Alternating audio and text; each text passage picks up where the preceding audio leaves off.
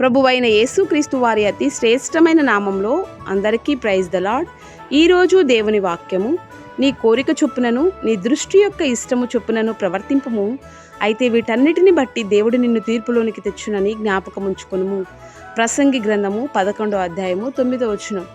అవునండి, మానవుడు పుట్టినప్పటి నుంచి మరణించే వరకు చేసే ప్రతి క్రియ కూడా తీర్పులో మనము దేవుని యొద్ద నిలబడవలసి ఉన్నదన్న మాట పరిశుద్ధ గ్రంథంలో రాయబడింది. అదే పరిశుద్ధ గ్రంథంలో ఎవని క్రియల ఫలము వారి వెంట వచ్చును అని కూడా రాయబడింది.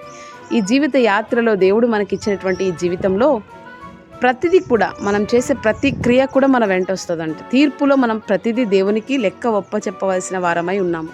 కనుక దైవ భయము కలిగి, దేవుడు నన్ను చూస్తున్నాడు, తీర్పులో దీనికి నేను లెక్క చెప్పాలన్న భయము కలిగి, దేవుడిచ్చిన రక్షణను భయముతో వణుకుతో కొనసాగించుకుంటూ, యథార్థమైన భక్తి చేస్తూ, ప్రభువు మెచ్చే భక్తి చేస్తూ, ప్రభునా మహిమార్థమే మనం బ్రతుకుదుముగాక.